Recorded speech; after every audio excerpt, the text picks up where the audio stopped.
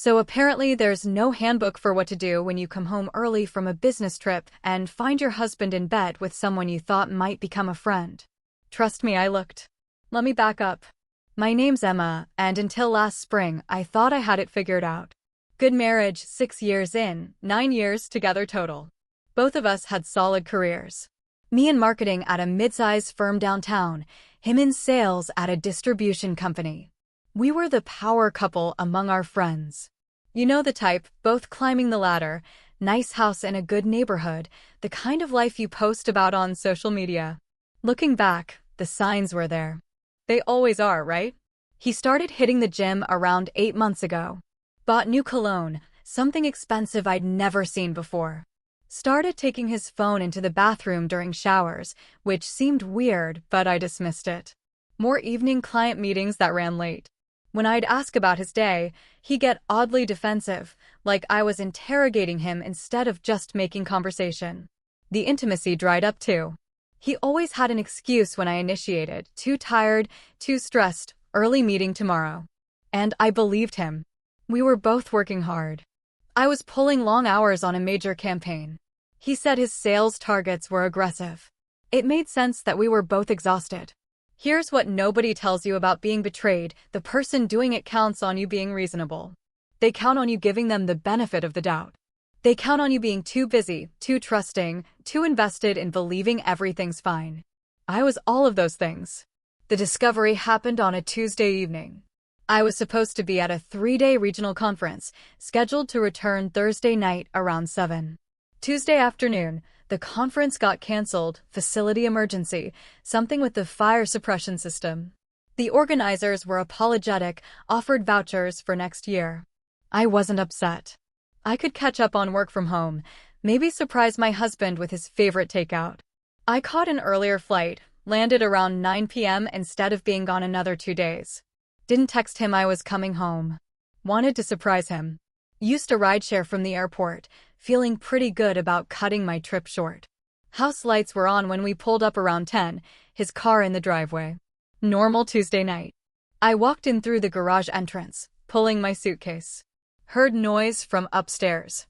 Figured he was watching TV. Started up the stairs, already thinking about what to order for dinner even though it was late. The bedroom door was cracked open. I heard a female voice laugh, not a TV laugh, a real one. Light and comfortable. I pushed the door open. Found my husband in our bed with a woman I vaguely recognized. Not just sleeping together, comfortable, casual, like they'd done this many times. Wine glasses on the nightstand. Her side of the bed. My side of the bed. She was wearing one of my old college sweatshirts from the laundry. Time did this weird thing where it stretched and compressed simultaneously. Everything went silent. I could hear my own heartbeat. My suitcase fell from my hand, but I didn't hear it hit the floor. Vision tunneled. Just them, frozen mid-movement, staring at me. Jessica, that was her name, I remembered now, screamed. Liam jumped up, scrambling for clothes, saying my name over and over. I just stood there. Didn't cry. Didn't yell. Couldn't move. My first coherent thought was, oh. That's why. Everything clicked into place. All the small weird things. The distance. The defensive behavior. The gym membership. The phone protectiveness. It all made sudden, awful sense. I felt almost relieved to know I wasn't paranoid or imagining things. I wasn't crazy. This was real. After maybe 30 seconds of complete stillness, something shifted. Ice-cold clarity washed over me. I turned around, walked back down the stairs. Ignored Liam calling after me, following me half-dressed, trying to explain. Got in my car. Drove to my best friend Rachel's apartment across town. By the time I parked in her lot, shock had transformed into methodical calm. Started making lists on my phone before even going inside. Evidence to gather. People to call. Steps to take. My marketing brain kicked in, document everything, control the narrative, strategic planning. Rachel opened her door in pajamas, took one look at my face, and said, "What happened?" I showed her the list I'd started on my phone. "I need your couch for tonight. And tomorrow I need the name of the most aggressive divorce attorney you know." We stayed up until 3 a.m. While Liam called and texted dozens of messages I didn't read, I systematically photographed every text message on my phone between him and Jessica. Went through our shared cloud storage and downloaded everything. Accessed our joint credit card accounts and printed statements showing months of suspicious charges. Hotels near the highway. Expensive dinners at places he never took me. Flowers and gifts I never received. Over $8,000 spent on an affair. On our joint credit card. While I worked overtime to hit my sales targets so we could save for the future we'd talked about. Screenshot after screenshot. Text exchanges going back 10 months. She's so clueless with laughing emojis. Planning meetups at our house when I worked late. Sexting while I was in the next room. One message from him that made my stomach turn. I feel bad sometimes, but not bad enough to stop. There was even a weekend trip to a beach resort during a weekend I'd been visiting my mom. He said he was working. The credit card showed around $1,500 at a beachfront hotel. I documented everything with timestamps. Emailed copies to myself and Rachel. Changed all my personal passwords. Took photos of every room in our house, every valuable item, creating an inventory. Recorded voice memos detailing exactly what I'd seen, the sequence of discovery, my emotional state for legal purposes. By morning, I had a comprehensive evidence package that would make any attorney weep with joy. First thing Wednesday morning, I met with Patricia Morgan, the family law attorney Rachel recommended. Patricia had a reputation. She didn't do amicable divorces. She went for the throat. I walked into her office with printed folders of evidence. Laid it all out on her conference table. Text messages. Credit card statements. Timeline of the affair. Photos from that night. Everything. Patricia leaned back in her chair, studying the documents. How long have you known? About 12 hours. Her eyebrows went up.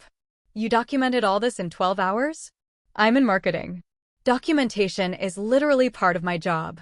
She smiled, not a friendly smile, a predator's smile. We're going to destroy him. By noon that Wednesday, we'd filed emergency motions. Froze our joint bank accounts, around $40,000 in savings he suddenly couldn't access. Documented all marital assets, home equity around $100,000, combined retirement accounts around $180,000, vehicles, everything of value. Filed initial divorce papers with adultery grounds. Started building the case for what Patricia called dissipation of marital assets, that $8,000 he'd spent on his affair could be recovered in the settlement. Liam woke up Wednesday morning to frozen accounts and couldn't access joint funds for his own attorney. Put him immediately on the defensive financially. Everything I did before he realized he needed to protect himself. That's the thing about being betrayed by someone who thinks you're clueless. They don't see you coming. I refused all contact with him. Blocked his number. Blocked him on email and social media. Had Patricia send a letter. All communication through legal counsel only. When he tried showing up at my office building, security escorted him out. Building management was sympathetic, apparently. I looked composed and professional while he looked unhinged. Changed my gym schedule.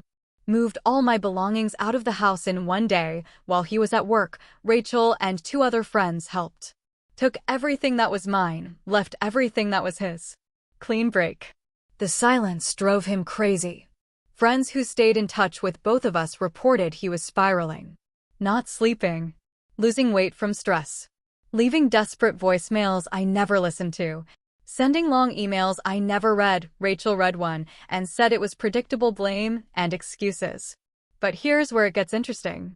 I wasn't just cutting contact out of emotion. I was strategic. See, 8 years in marketing teaches you something important. Narrative control. If you move fast enough, you get to tell the story first. If you present information right, nobody questions it. I spent the first week carefully informing key people. My family. His family. Our mutual close friends. Each conversation was brief, factual, unemotional. I showed them selected evidence, just enough to prove it wasn't a misunderstanding or a one-time mistake. Let the facts speak for themselves. His own mother called him furious. Mutual friends took my side. When he finally started reaching out to people, trying to minimize what happened, they'd already seen my evidence. His attempts to spin the story fell flat against documented proof. I controlled the narrative before he even realized there was a battle. Meanwhile, my marketing brain was working overtime on another angle. Jessica worked as an administrative assistant at a different company. Through LinkedIn research, I discovered her employer had strict ethics policies. Liam had used his company phone for texting during work hours, company resource for personal affair. Time theft, essentially. I had my attorney draft letters to both employers documenting policy violations. We didn't send them, just prepared them. Held them as leverage for settlement negotiations. Patricia called it strategic deterrence. They didn't need to know we might never actually send the letters. The threat was enough. About 2 weeks in, Liam's attorney reached out with a settlement proposal. 50-50 split of everything. He'd take the house, she'd take her retirement account. Standard divorce terms, basically. Patricia laughed when she read it. Sent back our counteroffer. I keep the house, unequal retirement split in my favor to account for his affair spending, cash settlement for dissipation of marital assets, and one more thing. Signed agreement within 48 hours or the employer letters go out Monday morning. His attorney called back within 6 hours. They wanted to negotiate. No negotiation, Patricia told them. Settlement acceptance by Friday, 5 p.m. or those letters mail Monday. You really thought you could hide financial infidelity from someone whose job requires analyzing spending patterns and consumer behavior? Amateur. But I wasn't ready for everything to end quietly. I wanted one moment. One confrontation. Something that would matter. Our friend group had a monthly dinner tradition, rotating restaurants, usually around 12 people. It had been going for years. Liam and I were part of the core group. So was Jessica, actually. She'd been absorbed into the friend group after we met her at a mutual friend's party about a year ago. I'd thought she seemed nice. Added her on social media. Liked her posts. Thought we might become actual friends. The betrayal wasn't just my husband cheating. It was her knowing I existed, knowing we were married, meeting me, being friendly to me, and still pursuing it. The deliberate nature of it cut deeper than anything else. About 3 weeks after discovery, the monthly dinner was scheduled. Friday evening. Upscale steakhouse downtown, the same place Liam and I had celebrated anniversaries. Private dining room already reserved. Most of the friend group didn't know about the affair yet. They knew we were having problems, but not specifics. I confirmed my attendance. So did Liam. So did Jessica. Rachel knew what I was planning. She helped me prepare. I arrived first with Rachel, chose seats strategically. Put myself at the head of the long table, good sight lines to everyone. Dim lighting, elegant atmosphere, windows overlooking the downtown street. Doors that closed for privacy. Liam arrived separately. He looked rough, hadn't been sleeping, had lost visible weight. Sat in the middle of the table across from Jessica, who was already there looking nervous.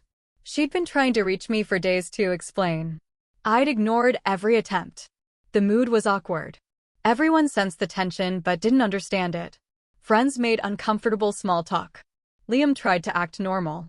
Jessica kept stealing glances at me.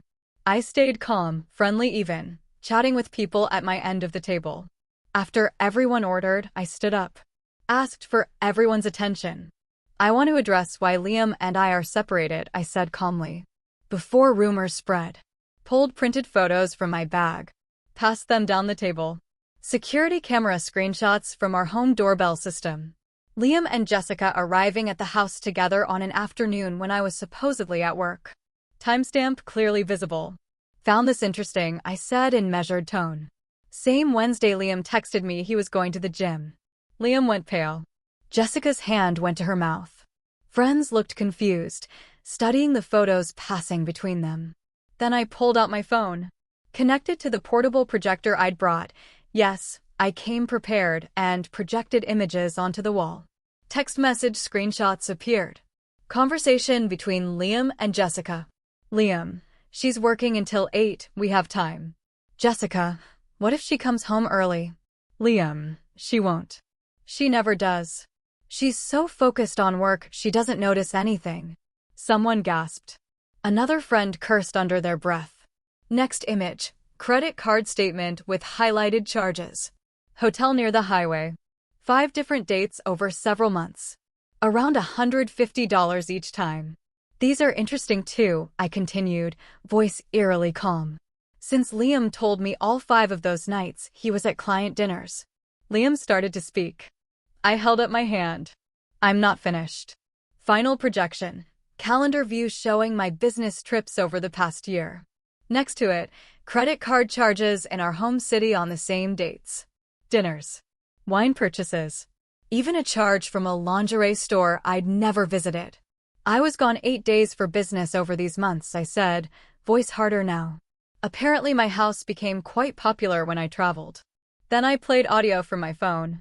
Short clip I'd saved from a video recording on his phone I'd found in the cloud backup. Liam's voice. I feel bad sometimes, but honestly, Emma is so caught up in her career, I don't think she'd even care. Jessica's voice. Do you think you'll ever leave her? Liam's voice. Once we have things more settled financially. Her income is kind of necessary right now. The silence in that room was absolute.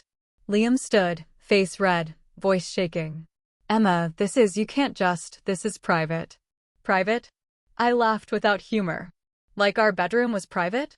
Like our marriage was private? Sit down, Liam. Jessica was crying, mascara running. I'm so sorry, I never meant. You never meant to get caught, I cut her off. Neither did he. But you both meant to do it. Dozens of times. In my house. In my bed. With my money. Liam tried a different approach, voice desperate. We can work through this. We can go to counseling. Emma, please. I actually laughed. Work through it? Liam, I don't want to work through it. You wanted to know when I'd find out? I found out 3 weeks ago. You know what I've been doing for 3 weeks? Not crying. Planning. Pulled envelope from my bag. These are divorce papers. You're being served. Adultery grounds. I have documented your affair better than you documented it yourselves. Rachel handed me another folder. These are copies of evidence packages that will be delivered to your employer and Jessica's employer Monday morning if my attorney doesn't have settlement acceptance by end of business. Companies tend to frown on time theft and ethics violations. Sweat was visible on Liam's forehead. Hands gripping the table edge. He kept opening his mouth to speak, but nothing came out. Finally slumped back in his chair, head in hands. Jessica tried to leave. I stopped her with my next words. Everyone here needs to understand something. This wasn't a mistake. This wasn't a one-time thing. This was calculated. Planned. They had a system. They used my business trips. They used my work schedule. They spent thousands of my money. They laughed about how clueless I was. Looked directly at Jessica. And you knew I existed. You met me. I was friendly to you.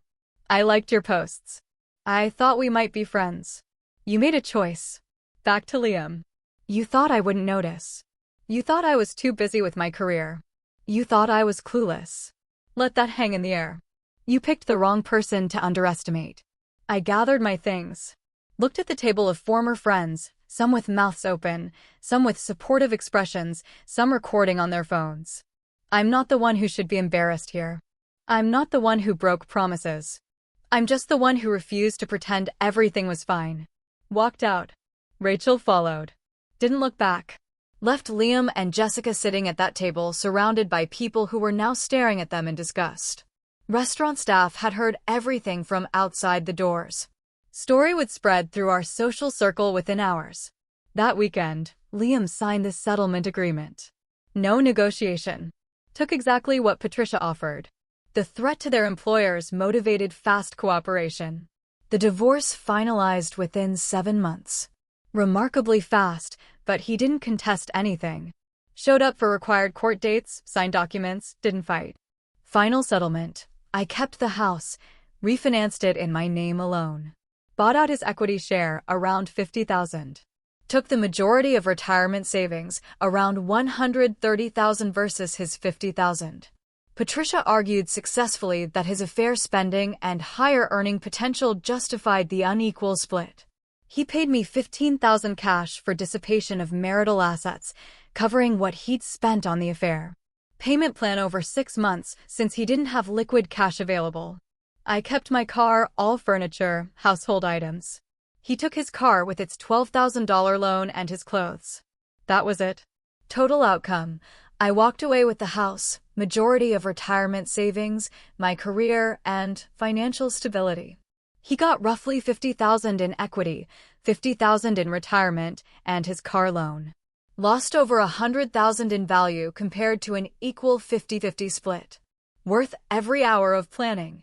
Jessica's company didn't fire her, but word spread through professional circles. She lost respective colleagues, was passed over for an expected promotion.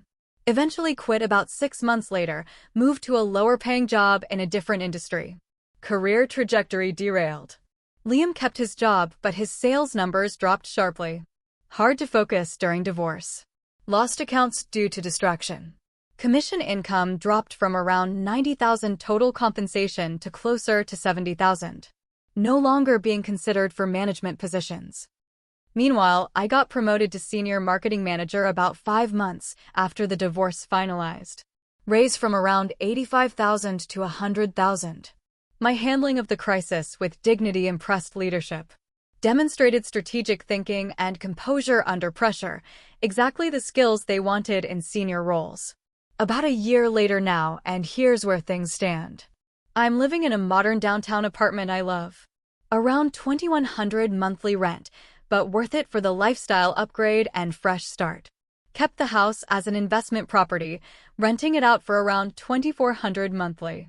Mortgage is around $1,800, so I'm cash flow positive around $600 monthly while building equity.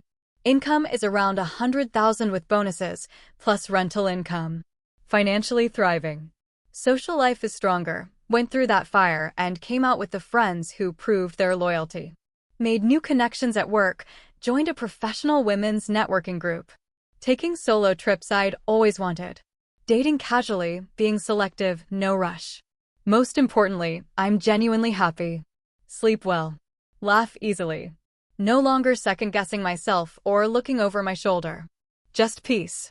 Liam's still at the same job, struggling. Income down to around $70,000. Living in a cheaper apartment complex, around $1,200 rent. Lost the friend group. Social life limited to work acquaintances who don't know his history. Dating attempts unsuccessful. Financial stress constant between rent, car loan, credit card debt from the affair, and his settlement payments. Last I heard through a mutual friend, he looks older than his age, seems depressed. Works, goes home, repeats. Deleted all social media after too many people blocked him. His relationship with his family is strained. His mother is still furious. Jessica moved to a different city about 8 months after the divorce. Fresh start attempt. Lower paying job. She and Liam dated for about 3 months after everything exploded, turned toxic fast. Reality of actually being together without the thrill of sneaking around killed it. They blamed each other for consequences. Ended badly. She's single. Social media shows generic photos and vague inspirational quotes. Professional reputation followed her to the new city through mutual connections. Do I regret how I handled it? Not even a little. Could I have been more vindictive? Absolutely. Could I have made their lives complete hell? Easily. But I didn't need to. The confrontation wasn't about revenge, it was about refusing to protect them from their own choices. They wanted to operate in darkness. I just turned on the lights. My marketing background taught me, control the narrative, document everything, present facts clearly. Turns out those skills transfer nicely to divorce. The best revenge wasn't destroying them. It was building a better life while they dealt with the natural consequences of their decisions. I'm thriving. They're struggling. That's not me being cruel, that's just cause and effect. Here's what I learned. If you're going to betray someone, make sure it's not someone whose job requires strategic thinking and documentation. They thought they were being careful. They thought I was too busy to notice. They thought I was clueless. Turns out, patience isn't just a virtue. Sometimes it's a weapon. The truth is, he didn't just lose a wife. He lost someone who had his back, managed half the household income, and would have supported him through anything. He traded that for someone who ran the moment things got hard. I didn't ruin his life. He ruined it himself. I just refused to help him hide it. And honestly, I've never been happier. Turns out the weight of a bad marriage is heavier than the fear of being alone. Freedom feels good.